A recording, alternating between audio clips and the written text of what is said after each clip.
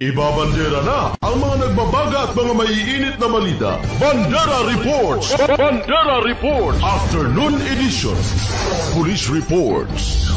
Hospital reports. Market reports. Weather update. City Hall and Capitol reports. Local, regional, national, and international news. Bandera Reports Afternoon edition. And now, here's your anchorman.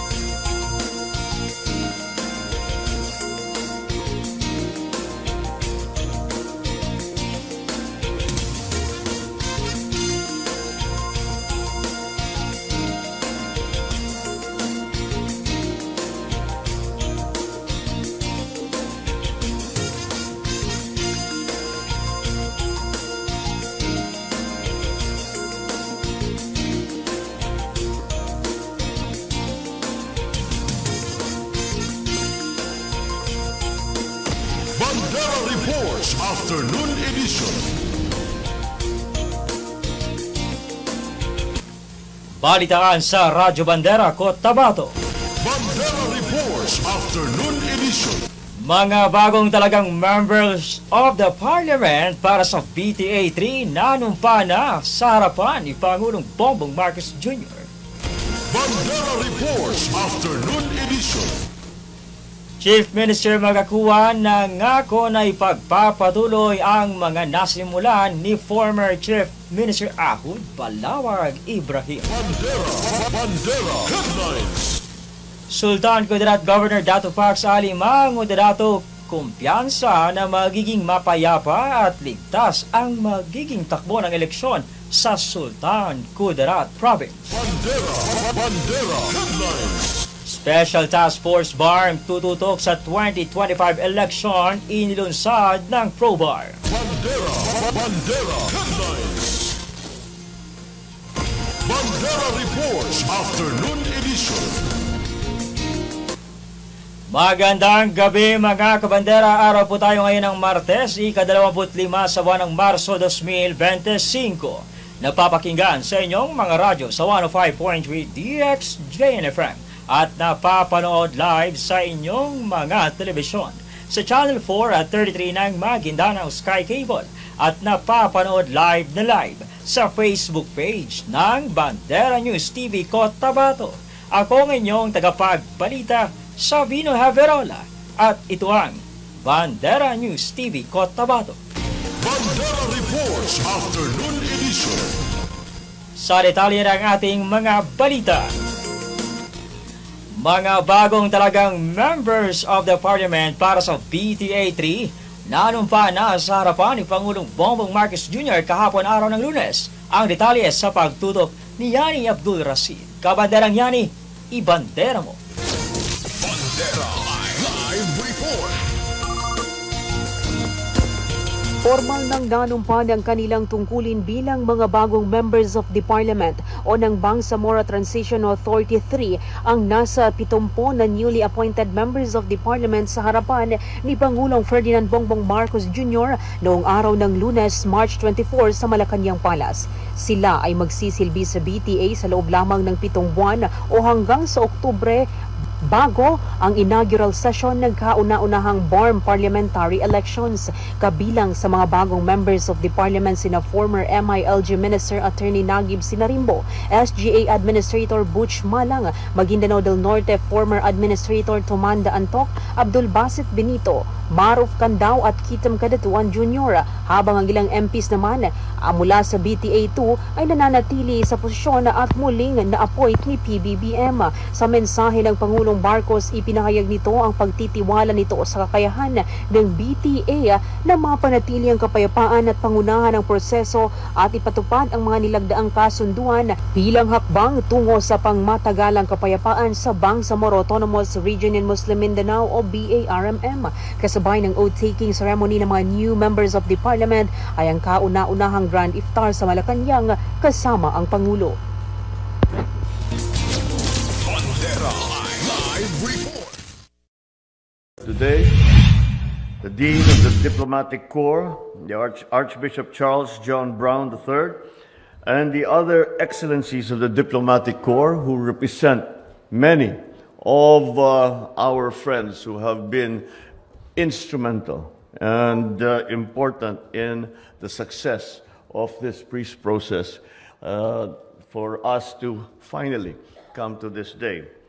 Officials and members of the Bangsamoro Transition Authority, led by Interim Chief Minister Abdul Rauf Makakua, fellow workers in government, distinguished guests, ladies and gentlemen, Assalamualaikum, good afternoon. I am pleased to join you all here as we pause and reflect on the events of the holy month of Ramadan. Around the world, Muslim communities are now celebrating the hour of iftar or the breaking of the fast. After abstaining from all food and drink and doing only good deeds from dawn to sunset, our Muslim brothers and sisters will savor the taste of dates and water, just as the Prophet Muhammad, peace be upon him, once did. Even as a Catholic, I find this act deeply moving and profoundly meaningful. It is a reminder that sustenance is both physical and spiritual. It reminds us that our bonds are tightly held together by what we practice and what we believe in. And as we wait for the sun to set and the end of the day to come, we also witness a new beginning.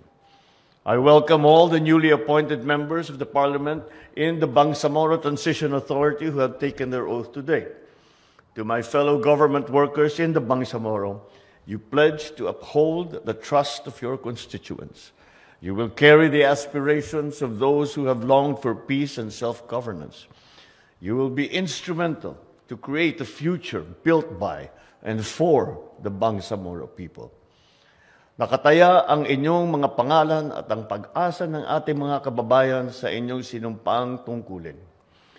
Huwag nating makakalimutan na inyong tungkulin ay para sa isang mas makatarungan at mas maunlad na Bangsamoro. Ladies and gentlemen, the years of conflict and misunderstanding in our country have raged too long. With you at the helm, I am confident that you will continue to prove that the implementation of every single signed agreement is a step towards long-lasting peace. We have collectively achieved remarkable progress in the Bangsamoro peace process. It is our shared responsibility to protect these gains and to ensure its uninterrupted advancement. I take comfort in the fact that our country is as diverse as it is. Different faiths and histories shape our nation. Like the many rivers flowing through Mindanao, our people have followed different paths. Some are shaped by the call to an afternoon prayer. Others heed the ringing of church bells. But just as these waters converge, so too we can move harmoniously together.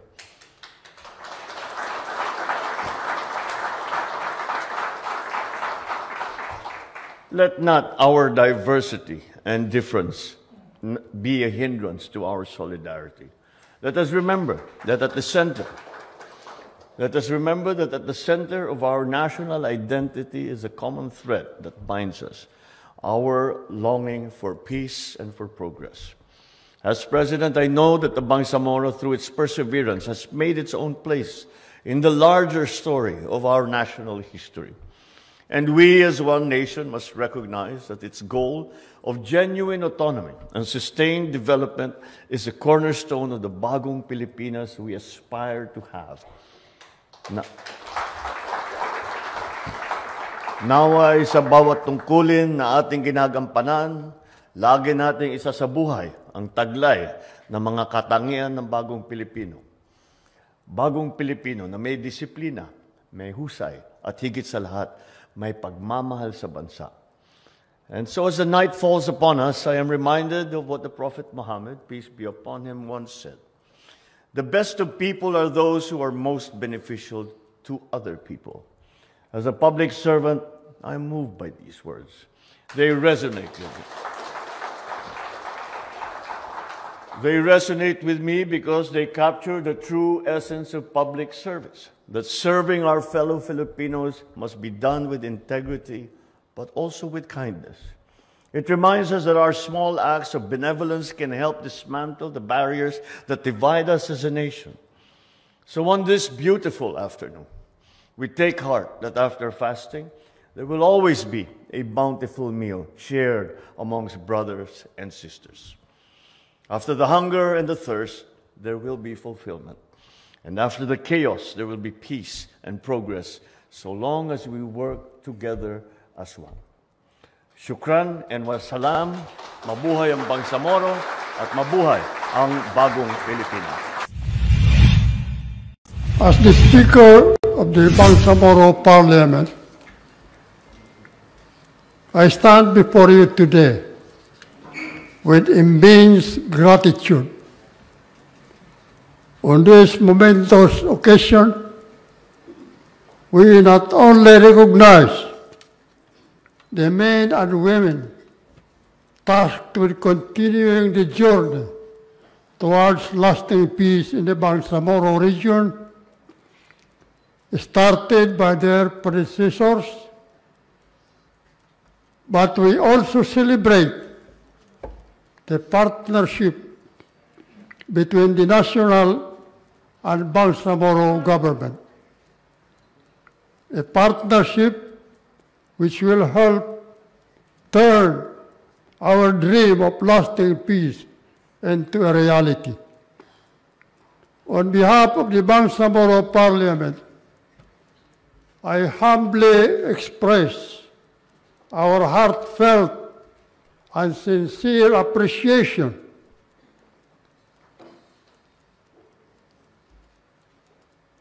to His Excellency, President Ferdinand Bongbong Marcos Jr.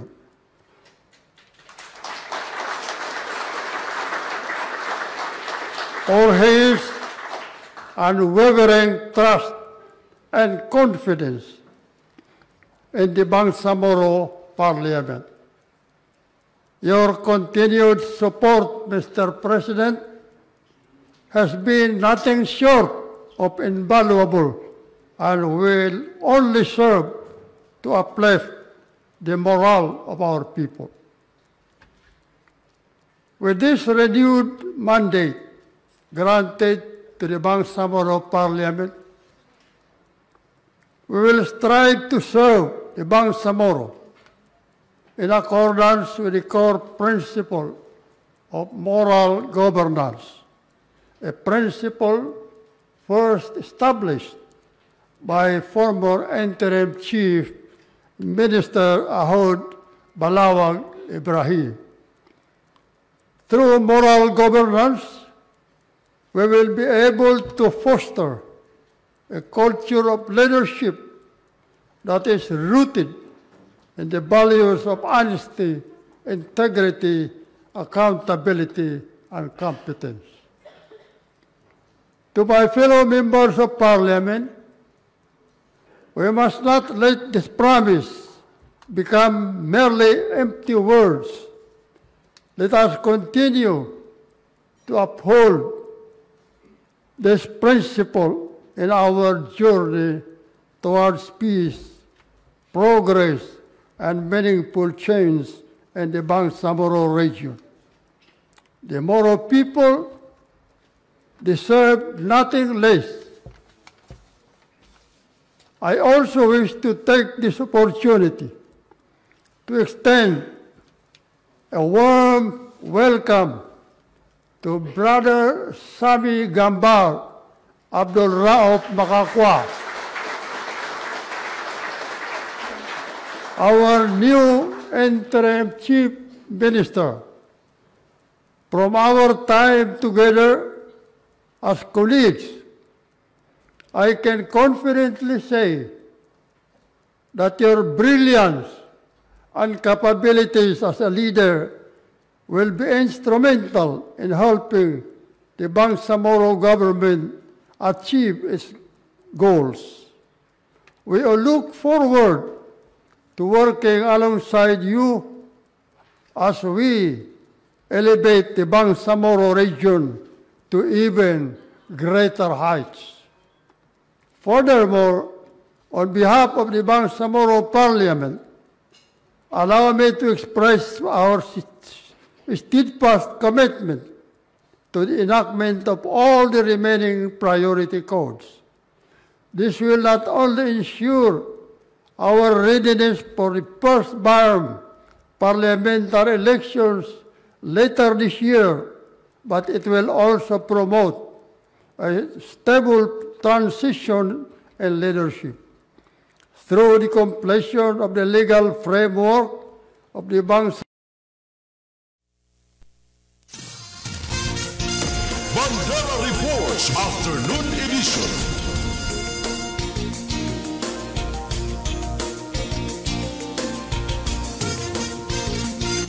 Samantala, kasabay ng panunumpa ng mga bagong miyembro ng Member of the Parliament, Pangulong Bongbong Marcos sa pag-alok nito kay dating Interim Chief Minister Ahod Ibrahim, tinanggihan na pwesto sa Member of the Parliament ngayong BTA 3. Ang detalye sa pagtutok ni Yani Abdul Rashid. Kabanderang Yani, ibandera mo.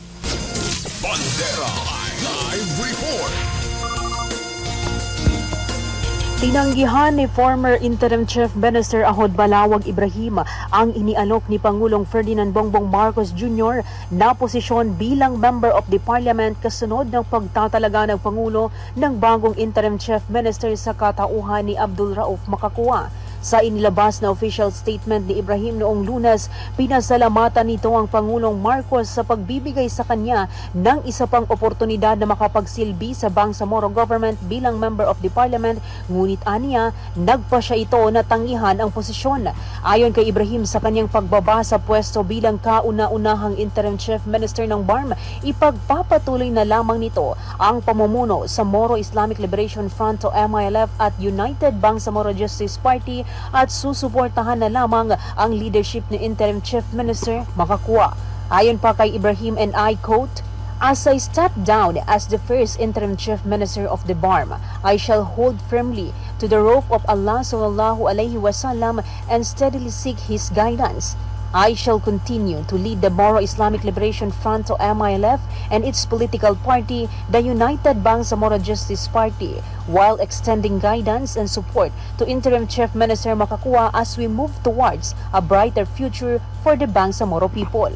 Malugod rin naman na binati ni Ibrahim si Makakua bilang bagong ICM ng BARM at pinuri rin ito sa kanyang mga nagawa at pangako sa peace and development ng BARM region. Mula dito sa Radyo Bandera Cotabato, Yani Abdul Rashid. Basta balita, ibandera mo. Bandera Reports Afternoon Edition.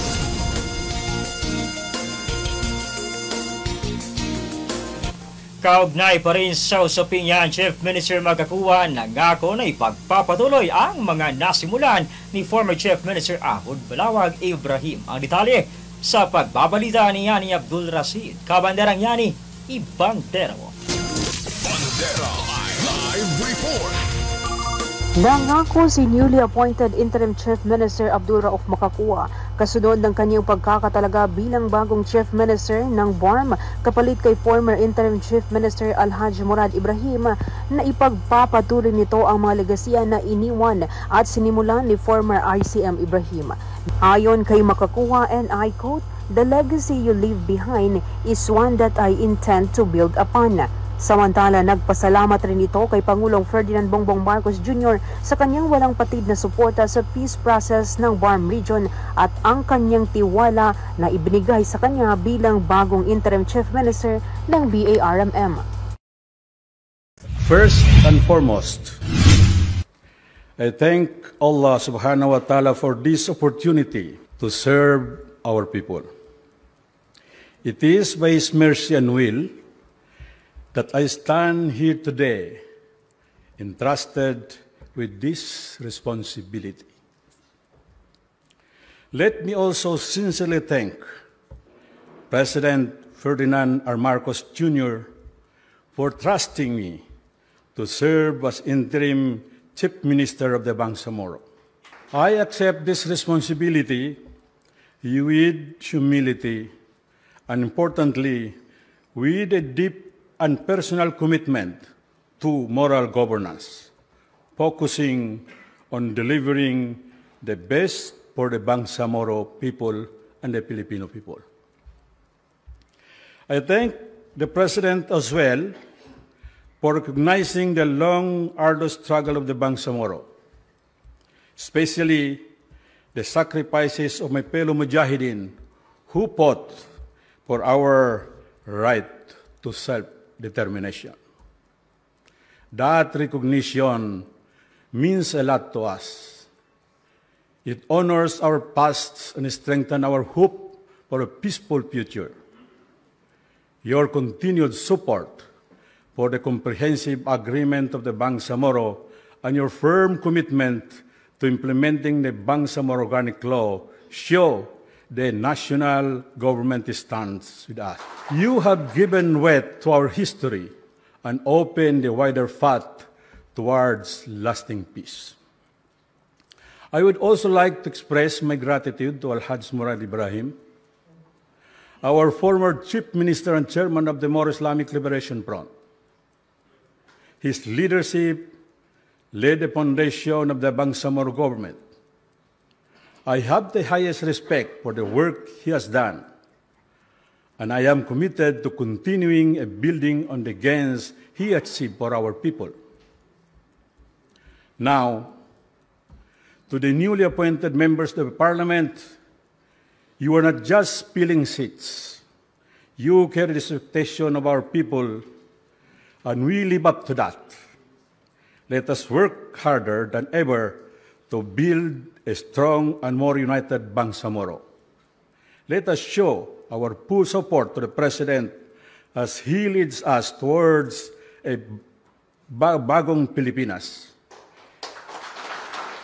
a country that is just, more inclusive, and more united.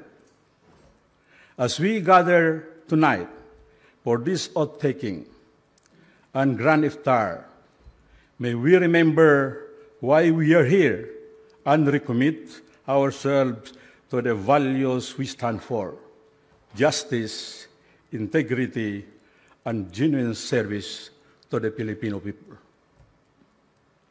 Mas matatag na Bangsamoro sa bagong Pilipinas. Mabuhay ang Bangsamoro, mabuhay tayong lahat. Assalamualaikum warahmatullahi wabarakatuh.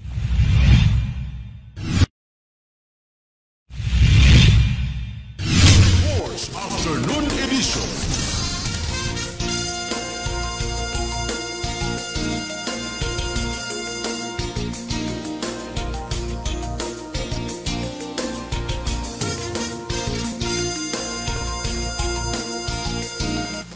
Samantala sa iba pang mga usapin, Governor Dato Pax Ali pinangunahan ang First Joint People Quarter Meeting na ginanap sa provincial capital sa Isulan, Sultan Kudarat Province. Ang detalye ibabalita ni Raisa Kamid, Kabanderang Raisa E. Banderamo. Bandera Live Report. Joint PPOC, PADAC, PTF, LCAC First Quarter Meeting ng Sultan Kudarat Province ginanap kahapon araw ng Lunes, March 24 sa provincial capital ng Isulan, Sultan Kudarat Province. Pinangunahan ng First Joint Quarter Meeting ni Sultan Kudarat Governor Dato Pax Ali Mangudato, SKPNP Police Director Police Colonel Bernard Lawa, 603rd Infantry Brigade Commander Brigadier General Michael Santos, WJMP, PIDEA, mayors at iba pa upang ipresenta ang kanilang mga accomplishments na kalipas na 3 buwan. In the midst of everything that is happening, we will assure our people again, security and stability. That's the only thing that is required to ensure that the people will live in the spirit of freedom and democracy. Na ma-assure natin sa kanila na basic and advanced services ay patuloy pa rin.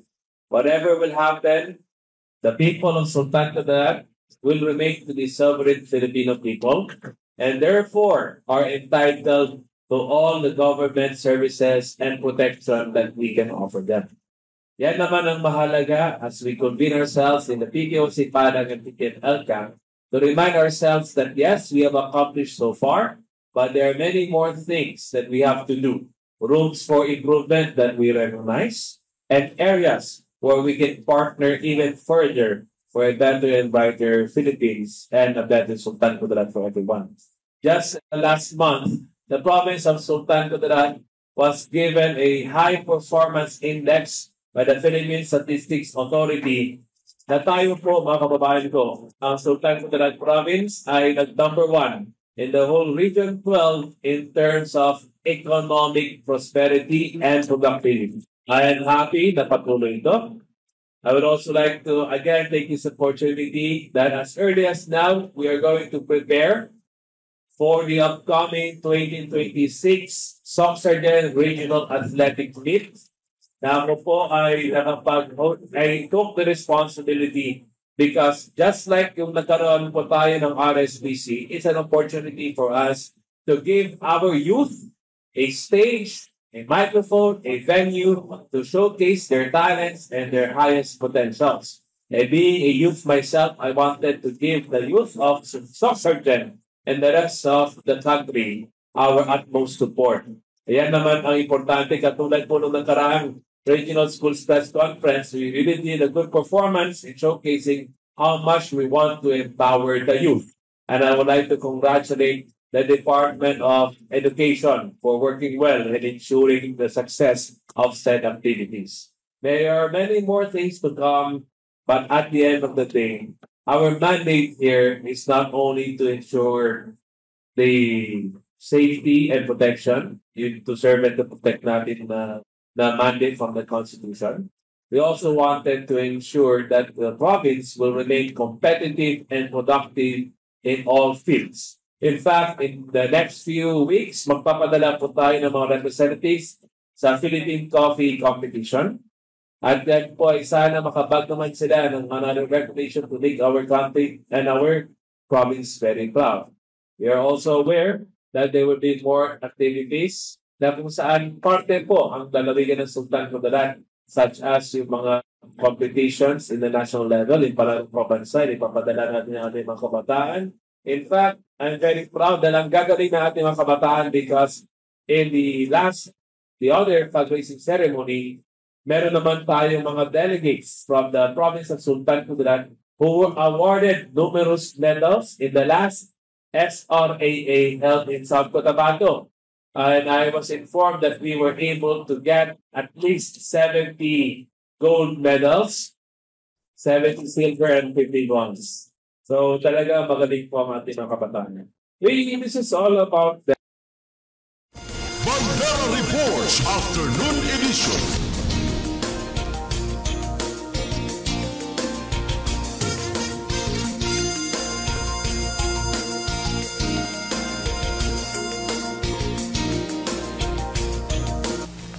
Kasabay sa balitang yan, Sultan Kudarat, Governor Dato Pags Ali Mangudarato kumpiyansa na magiging mapayapa at ligtas ang magiging takbo ng eleksyon sa Sultan Kudarat Province. Ang detalye sa pagbabalita ni Yani Abdul Rasid. Kabanderang Yani, ibandera mo. Bandera Live Report. Kumpiyansa si Sultan Kudarat Governor Dato Pags Ali Mangudadato na magiging mapayapa at ligtas ang magiging takbo ng eleksyon sa Sultan Kudarat Province. Ayon sa kanya, walang dapat na ipangamba ang mga kababayan dahil anya bawat mga kandidato sa Sultan Kudarat Province ay magalang at profesional na nagtutunggalian sa halalan. Kaya naman hindi mo nito lahat ng kababayan na gamitin ang kanilang karapatan na bumoto sa darating na May 12, 2025. Ang maganda po sa Sultan Kudarat ay tahimik po ang ating forecast ng ating election. In fact, for the first time, or I think hindi naman first time, but once in a blue moon, na makikita niyo po halos lahat ng ating municipal officials up to the province. Kung meron mang kalaban ay nagiging professional courtiers naman ang kanilang paglalaban-laban sa realm at mundo ng politika. In fact, I am confident that Sultan Kudarat will become very peaceful and orderly when it comes to the May 12 elections and during the whole state of the campaign period.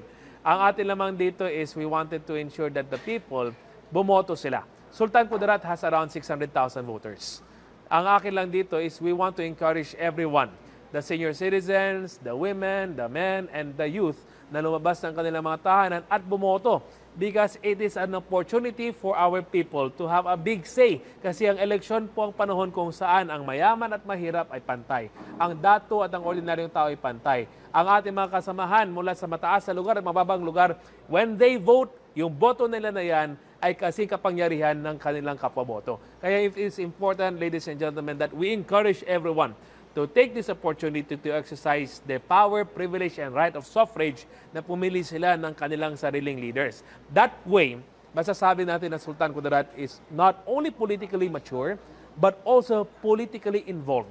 Napakalaking bagay po sa akin bilang governor ng Sultan Kudarat na marami pong boboto because it will become a measure of how transparent we are to the people, how we wanted them to be truly empowered. A lot of leaders in different areas of the world, in fact, different parts of history, ang gusto ng mga diktador at mga tyrants noong unang panahon, ayaw nilang bumoto ang mga tao. They wanted to keep the people in the dark. They wanted to keep the people out of political play because they wanted to preserve themselves in power. Kung kaya nila forever sila hari, gagawin nila yun. But here in Sultan Kudarat, we beg to differ. Ang atin dito, true leadership emanates from the people. That's why we encourage them to vote. Hindi ako takot na magkaroon sila ng magandang education. Hindi tayo takot na magkaroon sila ng kapangyarihan. Because katulad po ng sinabi ng ating minamahal na lolo si Governor Pax, when a leader stands up, he must create co-leaders with him. Hindi pwede na ayaw niya maging leader ng iba. This is where we say we wanted true empowerment. Kaya nga po, kanina sabi ko, yung mga kababayan natin, you will be assured that in any way, shape, or form, you will have the empowerment that you need and you deserve, and you will exercise freedom and democracy. As long as you're within the ambits of the law, you will find Sultan Kudarat to be very supportive sa lahat ng inyong mga activities.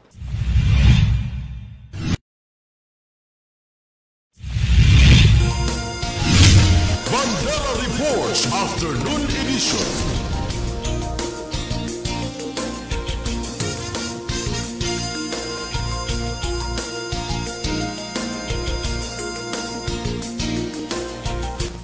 Samantala, kasabay niyan, Governor Dato Pax Ali Mangura Dato nakatuon pa rin sa security, stability, and economic growth sa kabila ng mga umiinit na mga usapin sa politika at national government.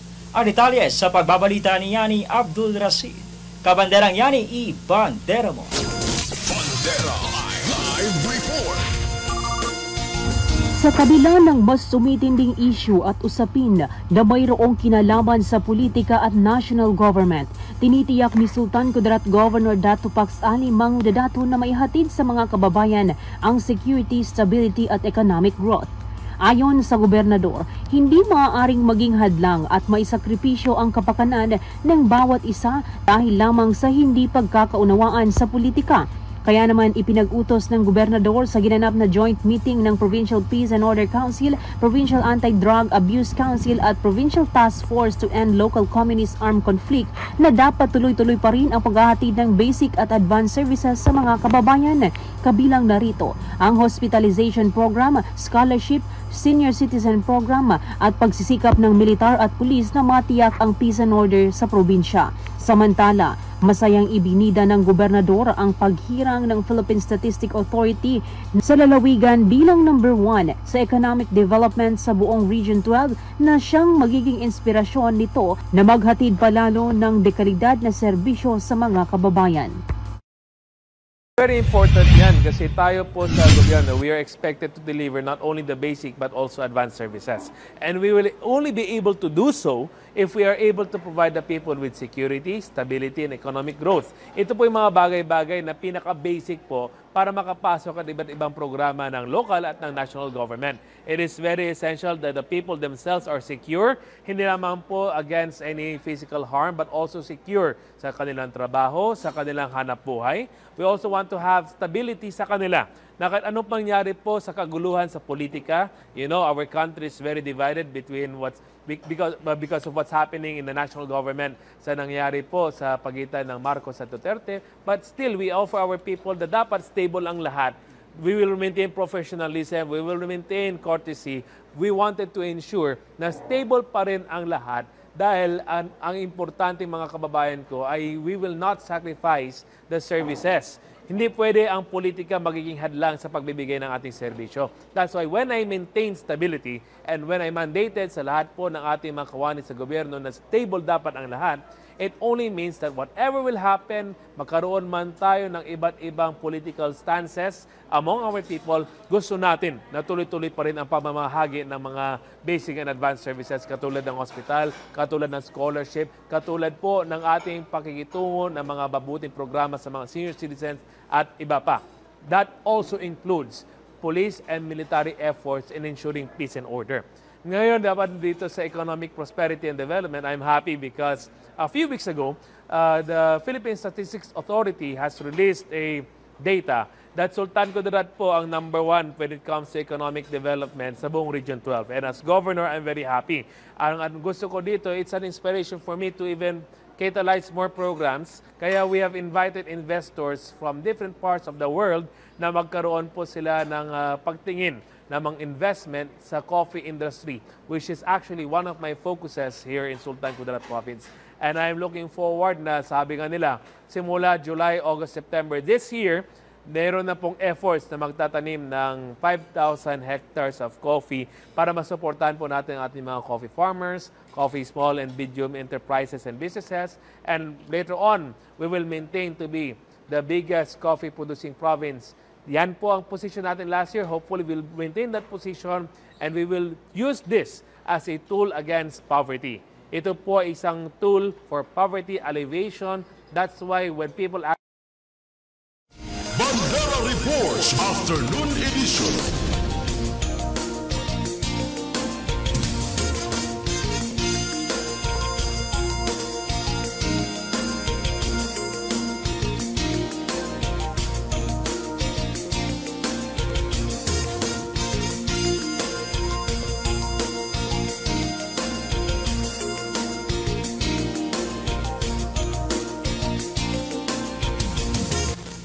Samantala, kaugnay pa rin sa usapin sa probinsya ng Sultan Kudarat, Police Provincial Director Police Colonel Bernard Lau sinisiguro na ang seguridad ng mamamayan sa probinsya ng Sultan Kudarat, lalo na sa nalalapit na halalan ngayong Mayo. Ang detalye, ibabalita ni Raiza Kamid, Kabanderang Raiza, ibandera mo. Bandera Live Report. Sultan Kudarat Police Provincial Office Provincial Director Police Colonel Bernard Lau sinisiguro ang seguridad ng mamamayan sa probinsya ng Sultan Kudarat lalo na sa nalalapit na halalan sa May 12, 2025. Ito ang kanyang naging pahayag sa media sa kakatapos lamang na joint PPOC, PADAC, PTF, LCAC first quarter meeting sa provincial capital ng Isulan, Sultan Kudarat Province. Sinabi nito na nasa mapayapa naman na estado ang Sultan Kudarat Province dahil na rin sa pakikipagtulungan ng local executives sa probinsya. Dagdag pa nito na handang-handa ang Sultan Kudarat PNP na magbigay ng seguridad sa probinsya lalo na ngayong nalalapit ang halalan. Kung sakali man umanong mayroong manggulo sa lugar, ay hindi umano ito pahihintulutan ng Sultan Kudarat PNP sa pamumuno ni SK-PNP Provincial Director Police Colonel Lau at umasa umano ang mamamayan ng probinsya ng isang maayos at tahimik na pagdaraos ng halalan 2025. Ang napaka-importante na factor doon is yung pagkikipagtulungan ng ating mga local chief executives. Kasi katulad nung nangyari na insidente noong January sa shooting incident sa Libak at sa Calamansig, mabilis po ang ugnayan ng ating local chief executive at the same time yung ating community. At agad-agad nasundan natin yung ang suspect at nakuha natin kagad, nahuli sila. Yun, napakahalaga ng papel na ginagampanan talaga ng ating mga local chief executive at the same time yung community. Mayroon naman tayong mayroon po tayong mga kapulisan na naatasan sa lahat ng municipal police station na makipag-ugnayan. Naglagay tayo ng mga focal persons sa lahat ng kandidato upang sila mismo indirekta nating makausap kung sila po ay mayroon mga concern or threat sa kanilang buhay patungkol dito sa darating na halalan. Ang buong SKPPO po ay nakahanda at handa na po para sa ating eleksyon na darating. Okay, so far as of today, sa araw ngayon, wala pa po tayong namomonitor. Kung meron man, we will go after them. Sabi ko nga kanina doon sa report natin nung katatapos lang na Provincial Peace and Order Council meeting, nandyan ang ating kapulisan at ang buong pwersa ng kasundaluhan sa lugar ng Calamansig, Libak at Palimbang, kung saan mayroon tayo mga natatanggap na report na dumadaan pa rin sila sa lugar natin.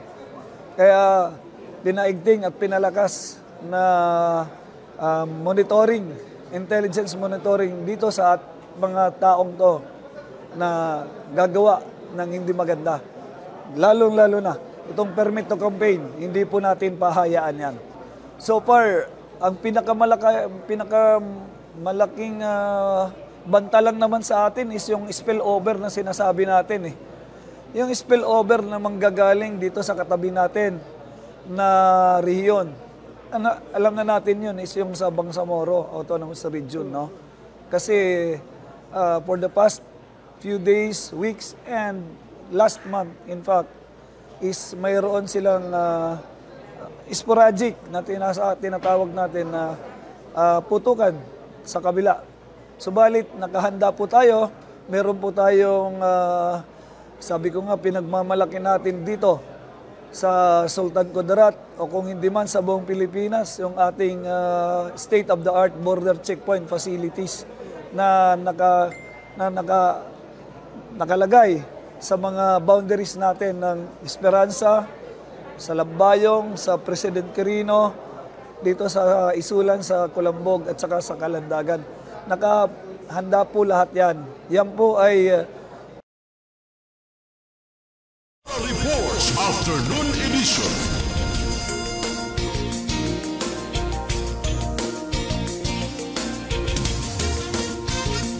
Samantala, kaugnay pa rin sa usaping eleksyon o halalan, Special Task Force BARM tututok sa 2025 election.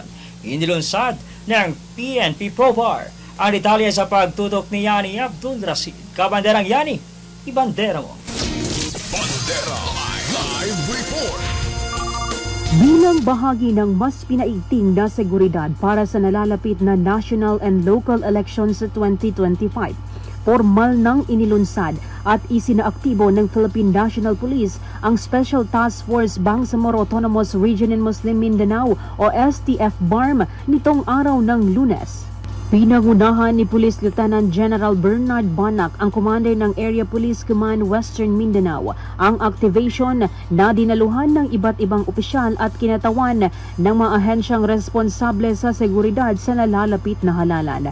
Kabilang sa mga dumalo, sina COMELEC Regional Director Attorney Ray Sumalipaw, ProBAR Regional Director Police Brigadier General Romeo Maghapas, Colonel Ruben Aquino, ang Acting Assistant Division Commander ng 6th Infantry Campilan Division, at iba't ibang security cluster agencies bilang patunay ng kanilang suporta sa pagpapanatili ng kapayapaan at kaayusan sa halalan. Inaasahan sa mga susunod na araw bago ang pagsisimula ng campaign period sa March 28 ay magpapakalat ang PNP ProBar ng higit nasa 8,000 na police personnel na tututok sa halalan sa Barm Region. Mula dito sa Radyo Bandera Cotabato, Yani Abdul Rasid, Basta Balita, Ibandera mo. Bandera Reports Afternoon Edition.